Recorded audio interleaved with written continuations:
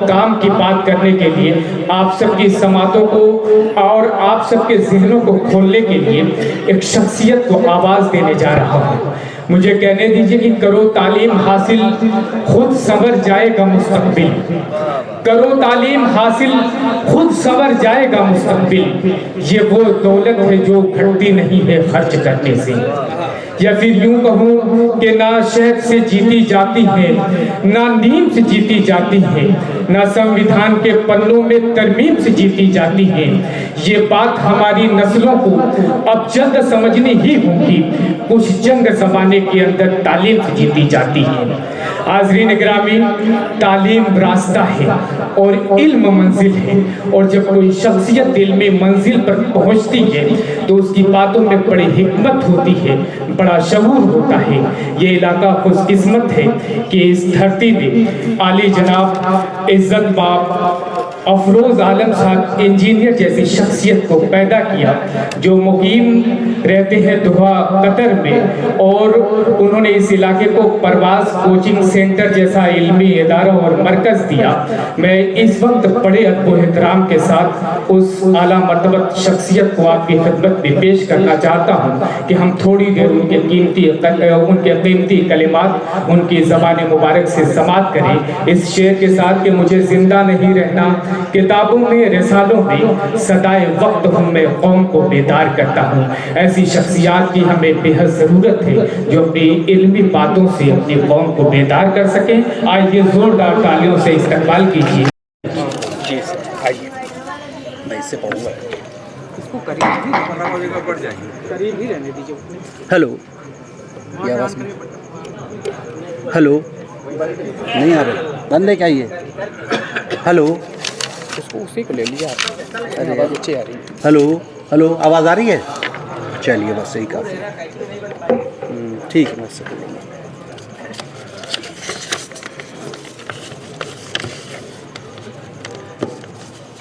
جناب صدر، چچا جانی، چلو یار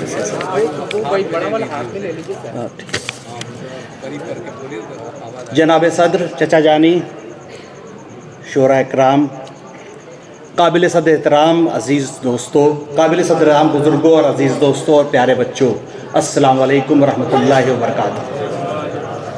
سب سے پہلے آپ تمام حضرات کو دل کی عمیق گہرائیوں سے عید کی پرخلوص مبارکباد پیش کرتا ہوں۔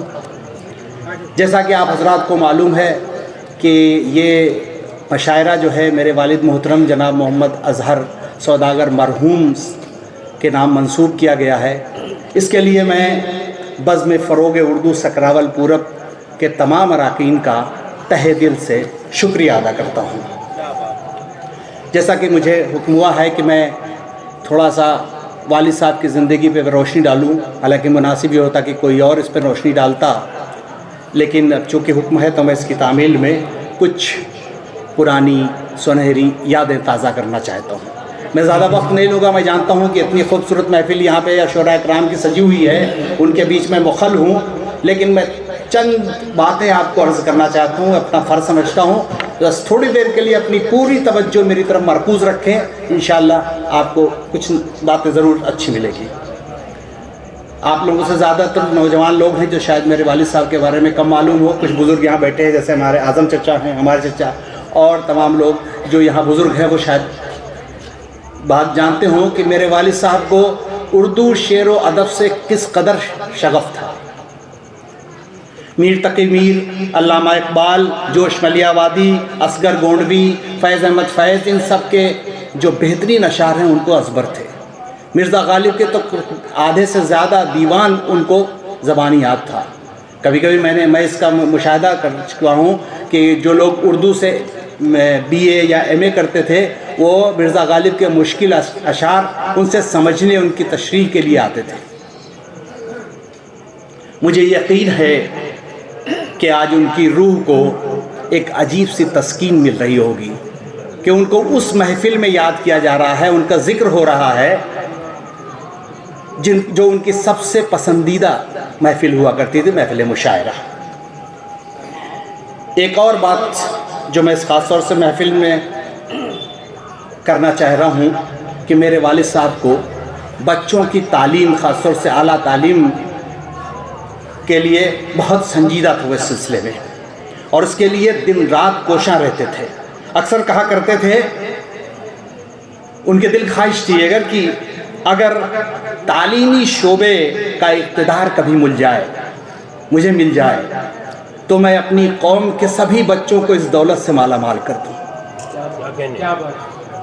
اور وہ ایک شعر بڑی اس سے پڑھا کرتے تھے صرف کہ پلا دوں اوک سے سب کو، یہاں پہ جو نوجوان لوگوں کو شاید لفظ اوک نہ معلوم ہو، چلو کہتے ہیں جس کو، چلو سے پینا، پلا دوں اوک سے سب کو، رہے نہ تشنہ لب کوئی، کبھی جو میکدے کا میرے ہاتھوں میں نظام آئے۔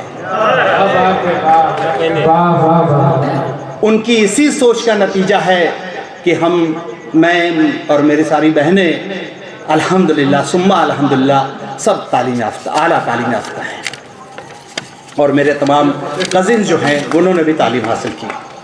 انہوں نے اپنی زندگی کا مقصد بنا رکھا تھا کہ بچوں کی اعلیٰ تعلیم، اور انہوں نے دن رات محنت کر کے، یہاں پہ جو ہمارے بزرگ ہیں وہ اس بات کی تصدیق کریں گے کہ اتنی محنت کر کے، مشینوں میں کام کر کے ہم لوگوں کو اعلیٰ تعلیم دی۔ اور میں ایک بات اور کرنا چاہتا ہوں کہ یہ جو میرے نام پہ سے انجینئر لگ سکا ہے، یا میں جو آپ کے سامنے اس وقت مائک پہ اچھے لباس اور اجلے لباس میں یہاں کھڑا ہو کر کے آپ سے خطاب کر رہا ہوں، یہ سب میرے ابو کے کرتے میں لگی کالک کا صدقہ ہے۔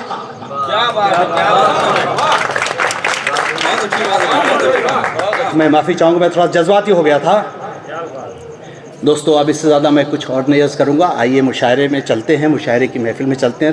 چھوٹی سی ایک چند باتیں کہ مشاعرہ جو ہے یہ پرانے زمانوں میں ایک تہذیب کی وہ محفل ہوا کرتی تھی کہ مائیں اپنے بچوں کو بھیجتی تھیں کہ جاؤ بیٹا آج اس اسکول میں سیکھنے جانا ہے جہاں بستہ نہیں لے جانا پڑتا۔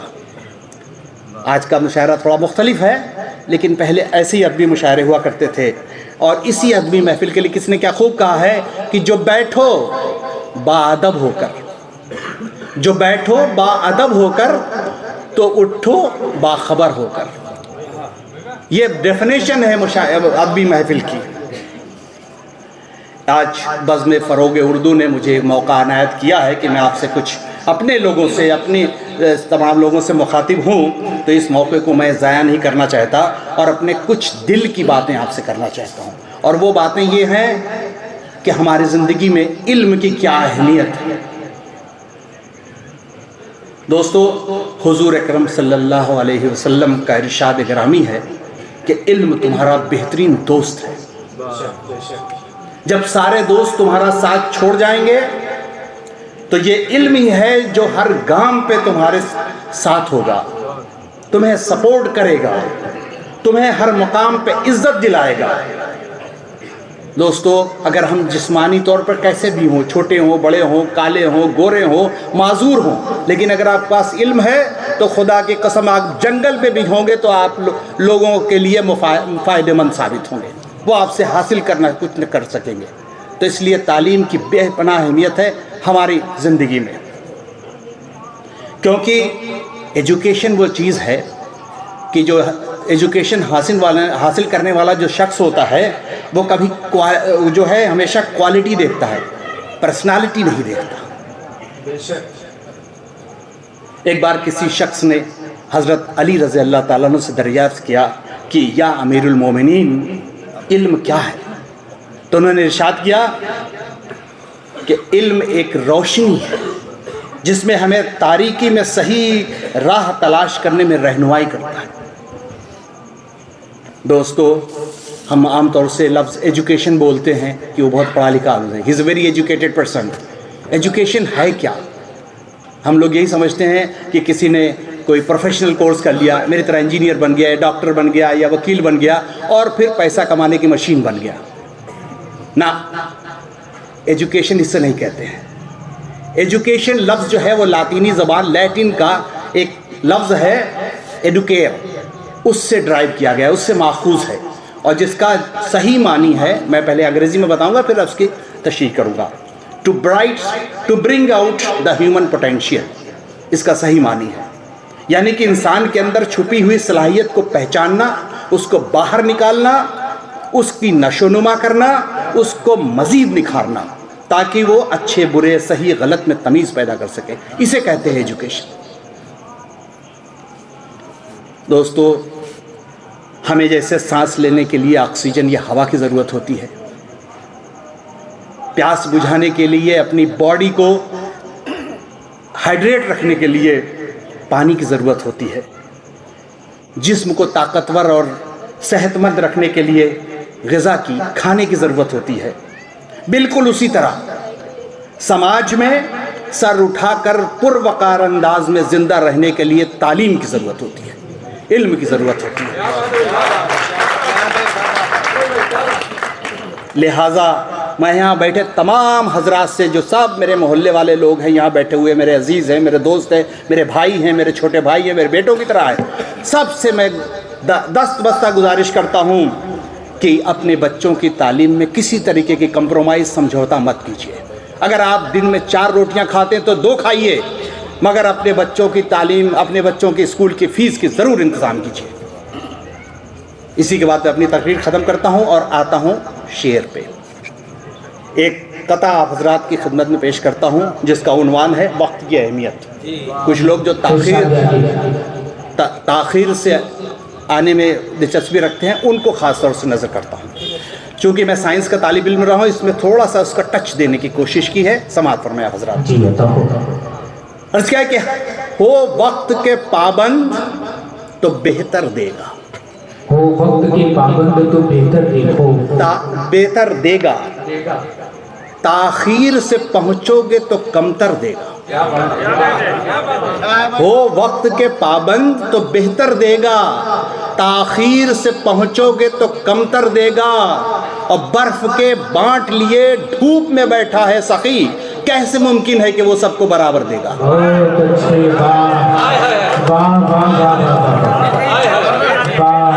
برف کے بانٹ لیے دھوپ میں بیٹھا ہے سخی، کیسے ممکن ہے کہ وہ سب کو برابر دے گا.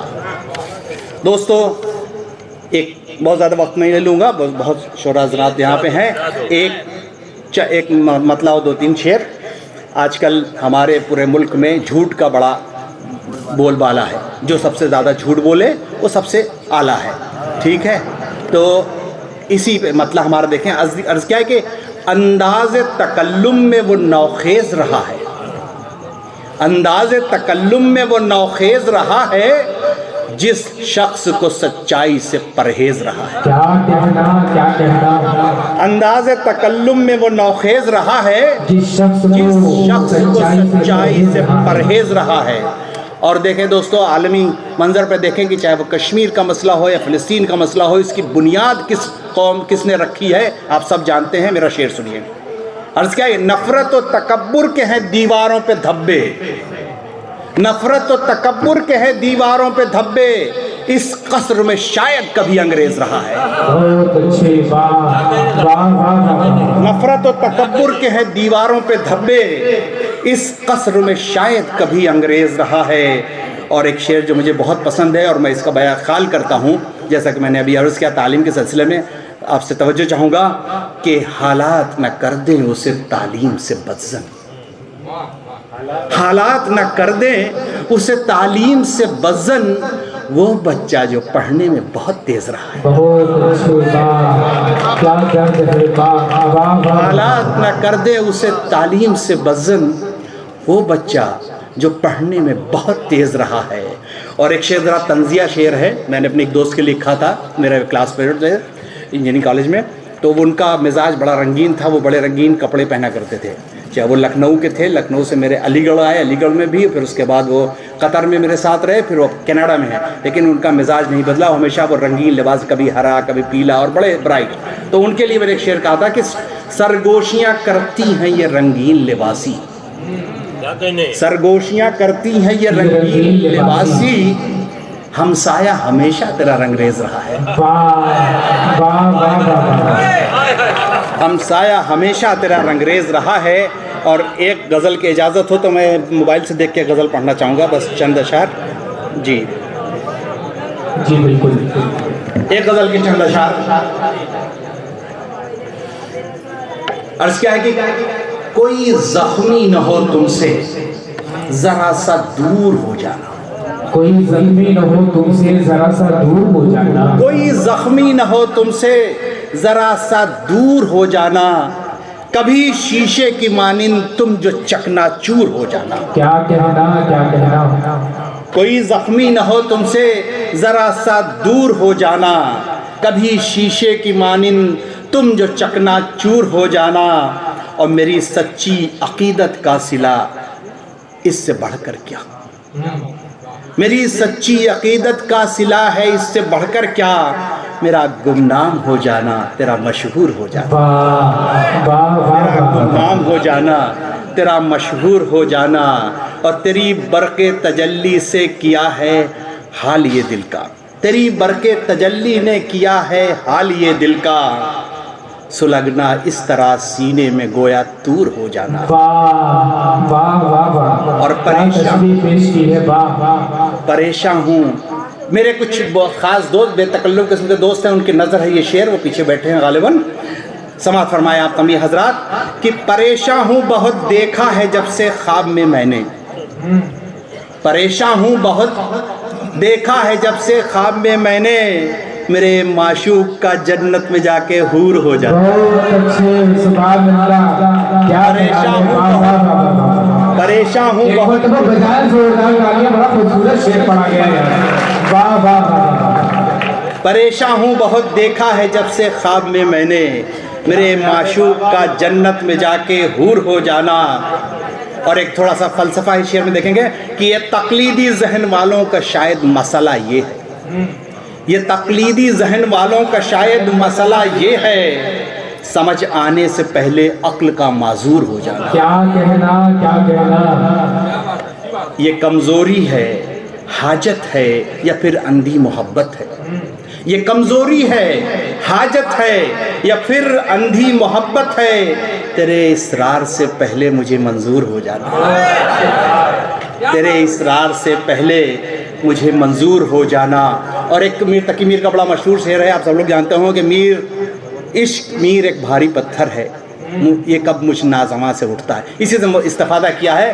اور وہ بچے جو ابھی جوانی کی دہلیز پہ پہلا قدم رکھنے والے ہیں، ان کو مشورہ ہے اس میں شعر میں، جی عطا ہو، شعر سماعت فرمائیں کہ میرے اسرار سے پہلے، میرے اسرار سے پہلے، تیرے اسرار سے پہلے مجھے منظور ہو جانا، ابھی تم مت اٹھانا عشق کا پتھر میرے بچوں، ابھی تم مت اٹھانا ابھی تم مت اٹھانا عشق کا پتھر میرے بچوں، یہ کوشش جم کے کرنا جب جمع بھرپور ہو۔ واہ